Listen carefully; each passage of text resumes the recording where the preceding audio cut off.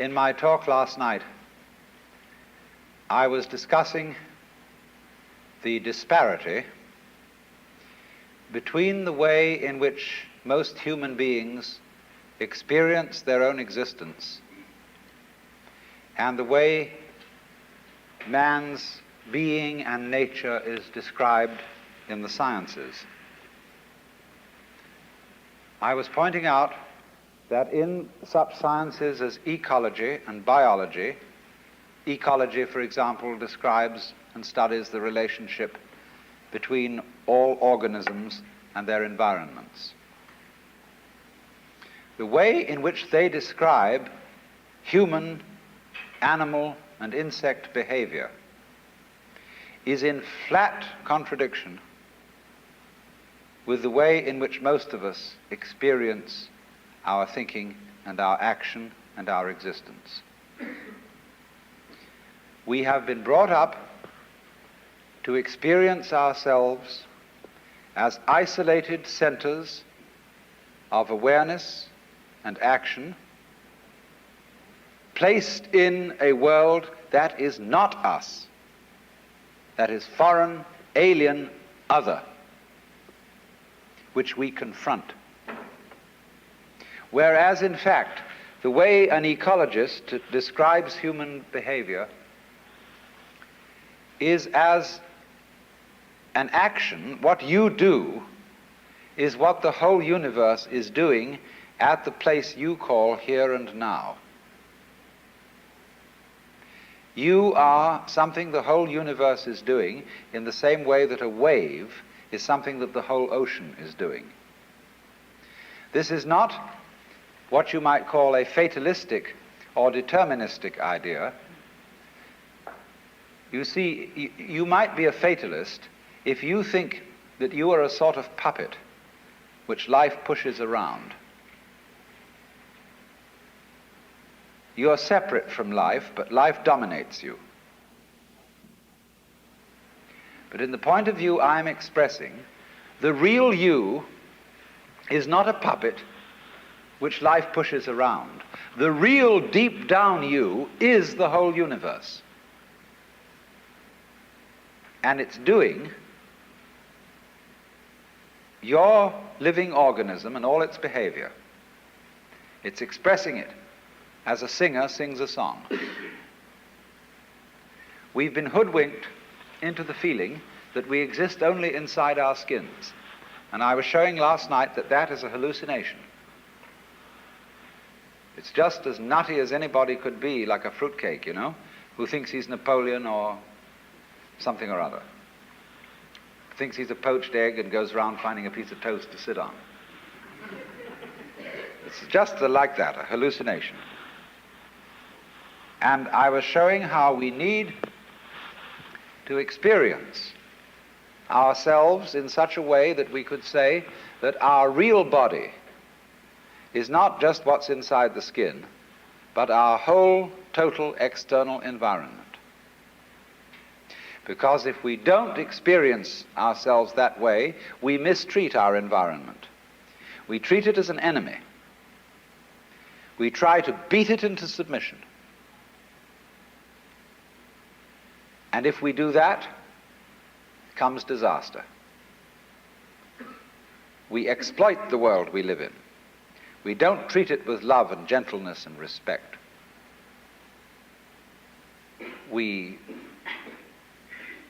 cut down millions of acres of forests to turn it into newspaper, of all things. Lovely trees turned into information about nothing. And we don't replace them properly. We kick the world around in revenge for feeling that really we are puppets which the world kicks around. So my main point last night was then that we need a new kind of consciousness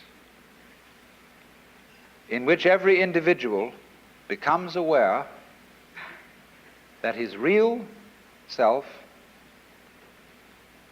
is not just his conscious ego, You know, let's take a headlight of a car. The headlight shines on the road in front. The headlight does not shine on the wire which connects it with its own battery. So in a way, the headlight is unaware of how it shines. And in the same way, we are unaware of the sources of our consciousness. We don't know how we know. There was a young man who said, though, it seems that I know, what I would like to see is the eye that knows me when I know that I know that I know. And so we are ignorant of, we ignore, it doesn't come within the scope of our attention how it is that we manage to be conscious, how it is that we manage to grow our hair, to shape our bones, to beat our heart, and to secrete all the necessary fluids that we need from our glands. We do it, but we don't know how we do it. Because you see, underneath the superficial self, which pays attention to this and that, there is another self, more really us than I. And if you become aware of that unknown self, the more you become aware of it, the more you realize that it is inseparably connected with everything else that there is. That you are a function of this total galaxy, bounded by the Milky Way, and that furthermore this galaxy is a function of all other galaxies. And that vast thing that you see far off, far off, far off with telescopes, and you look and look and look, one day you're going to wake up and say, why, that's me. And in knowing that, know, you see, that you never die. That you are the eternal thing that comes and goes, that appears now as John Jones, now as Mary Smith, now as Betty Brown, and so it goes forever and ever and ever. Now then, why I made this point as an introduction to what I want to say tonight is the problem of the relationship of man and nature. Do you know, in the history of philosophy, there are really three theories of nature. Incidentally, what do you mean when you use the word nature? What is nature study? Natural history. The Museum of Natural History. What do you expect to find there? Well, for many people, nature means the birds, the bees, and the flowers. It means everything that is not artificial. People think, for example, a building like this is not natural, it's artificial. The natural state of the human being is to be naked, but we wear clothes, and that's artificial. We build houses. Is there any difference between a human house and a wasp's nest? Or a bird's nest? Not really. But we do have in our minds, you see, the idea that nature is somehow outside us. We've got some nature in us. We say there's a thing called human nature, and mostly bad.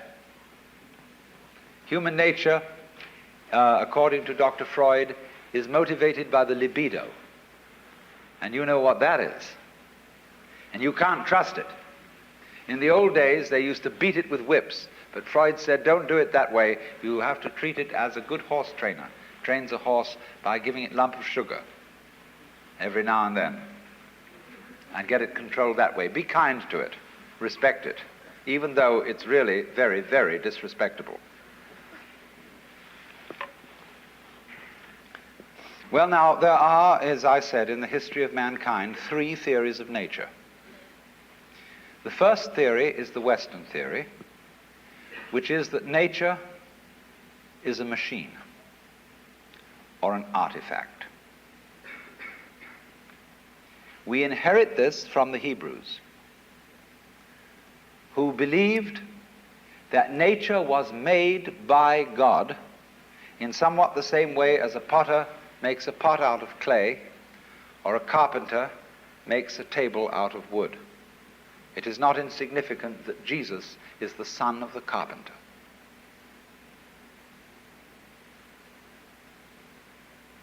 our tradition has been to look upon the world as a construct. And somebody knows how it was put together. Somebody understands.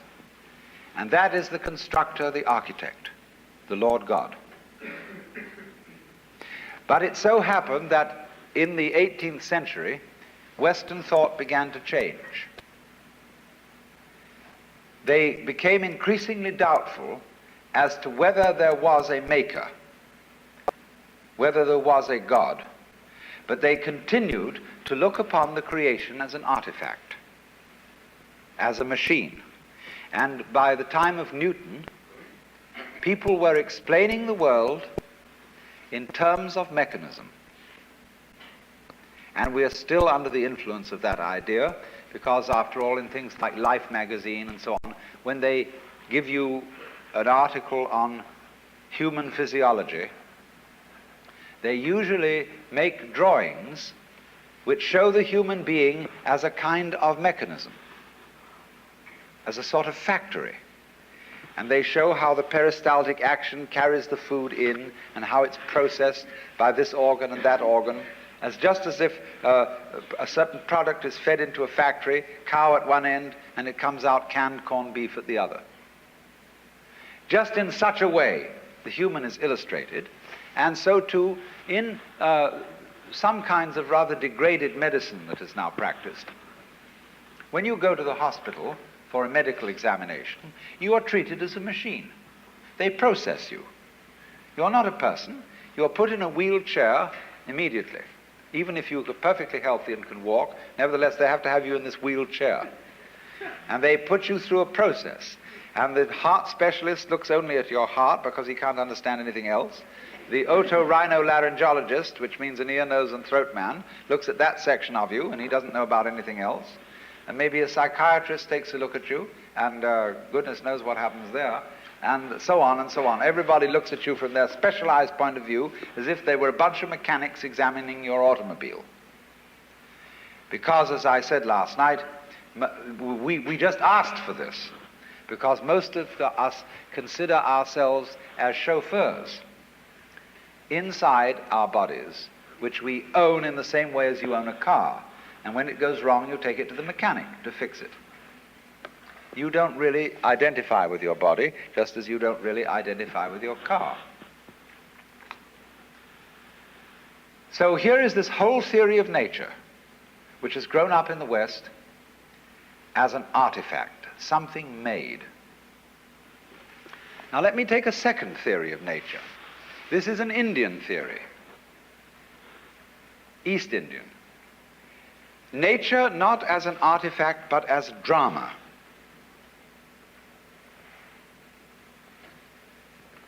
Basic to all Hindu thought is the idea that the world is maya. That is a Sanskrit word which means many things. It means magic, illusion, art, play. All the world's a stage. And in the Hindu idea, there is the ultimate reality of the universe is the self, which they call Brahman or Atman. That's what there is. The self, universal, eternal, boundless, indescribable. And everything that happens, happens on the self. Like you say, it's on me. The drinks tonight are on me. Or like we say, when you hear the radio, it's on the speaker. You see, everything you hear on the radio,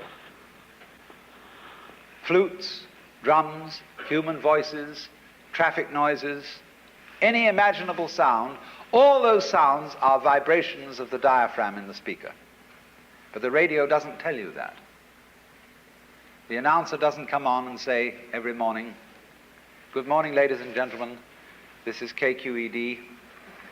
The following sounds that you are going to hear are vibrations of the diaphragm in your speaker."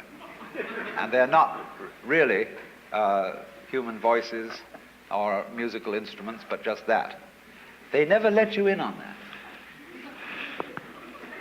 And in exactly the same way, the universe doesn't let you in on the truth that all sense experiences are vibrations of the self.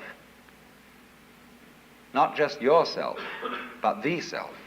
And all of us share this self in common because it is pretending to be all of us. Brahman, the ultimate principle, plays hide and seek eternally. And he does it for unspeakably long periods of time. The Hindus measure time in what is called a kalpa, K-A-L-P-A. That's 4,320,000 years. Don't take this seriously. It's not meant to be taken literally. But just for an unspeakably long time, the Brahman, the self, pretends that it's lost and is us. And all our adventures and all our troubles and all our agonies and tragedies, it gets mixed up in them. Then after the period of 4,320,000 years has elapsed, there is a catastrophe. The universe is destroyed in fire.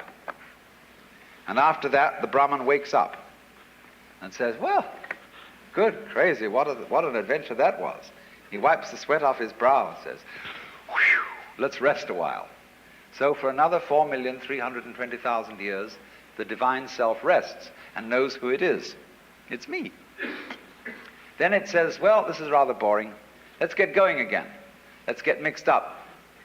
And it does it in a very strange way because the way the Hindus time it, the first period of getting mixed up, getting lost, is beautiful. That's the longest period.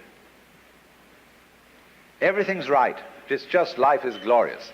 Then it has the next period in which things get a little wonky. Something is vaguely out of order. That doesn't last so long. Then the next period, the third, is when good and evil are equally balanced. And that's still not so long. Finally comes the shortest period when everything bad triumphs and the whole thing blows up and we begin all over again. We're supposed to be living in that now. It's what's called the Kali Yuga, the age of darkness. And it began on Friday, February the 23rd, 3123 BC. And it has 5,000 years to run. But as it goes on, time gets faster, so don't worry.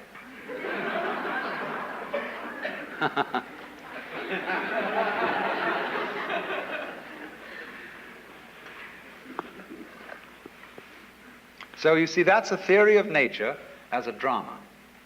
It's a play. Now there's a third theory of nature, which is Chinese. And this is very interesting. The Chinese word for nature, they call ziran. And this expression means of itself so. What happens of itself. Or we might say spontaneity. It almost means automatic, because automatic is what is self-moving. Only we associate the word automatic with machinery. But ziran, what is so of itself, is associated in the Chinese mind not with machinery, but with biology. Your hair grows by itself. You don't have to think how to grow it. Your heart beats by itself. You don't have to make up your mind how to beat it. That's what they mean by nature. The poem says, sitting quietly, doing nothing, spring comes and grass grows of itself. So their principle of nature is called a Tao, T-A-O, pronounced Dao in the Mandarin dialect, Tao in the Shanghai dialect, To in the Cantonese dialect. Take your choice. Tao means the course of nature. And Lao Tzu, who was a philosopher who lived a little later than 400 BC, wrote a book about the Tao. And he said, the Tao which can be spoken is not the eternal Tao. You can't describe it. He said the principle of the Tao is spontaneity. He said the great Tao flows everywhere, both to the left and to the right. It loves and nourishes all things, but does not lord it over them. It accomplishes merits and lays no claim to them. So there is a very great difference between the Chinese idea of Tao as the informing principle of nature and the Judeo-Christian idea of God as nature's Lord and Master. Because the Tao does not act as a boss. In the Chinese philosophy of nature, nature has no boss.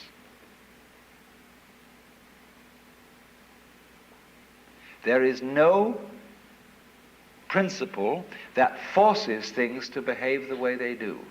It is a completely democratic theory of nature.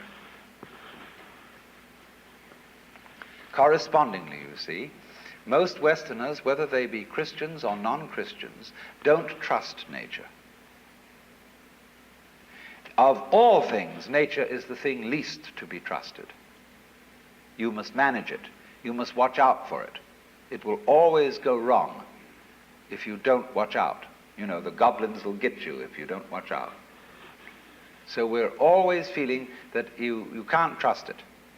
See, we're absolutely instilled with the idea of original sin. You can't trust nature because it comes out with weeds and insects. And above all, you can't trust human nature because if you don't hold a club over yourself, you'll go out and rape your grandmother. Now, the Chinese would say, if you can't trust yourself, you can't trust anything. Because if you can't trust yourself, can you trust your mistrust of yourself? Is that well-founded? See? If you can't trust yourself, you are totally mixed up. You haven't a leg to stand on, you haven't a point of departure for anything. And in this respect, the Taoist philosophy and the Confucian philosophy are in agreement. In Confucius philosophy, the fundamental virtue of a human being is called Ren, spelled Jen for reasons best known to Chinese scholars. I don't know what they are, but it's pronounced Ren. And it's a character, Chinese character, that Confucius placed as the highest of all virtues, higher than righteousness, higher than benevolence, and it means approximately human-heartedness. Now, Confucius once said that goody-goodies are the thieves of virtue. Virtue in Chinese is de. We Romanize it as T-E-H, de. And it means virtue not in the sense of moral propriety, but virtue in the sense of magic, as when we speak of the healing virtues of a certain plant. A man of true virtue is therefore a human-hearted man.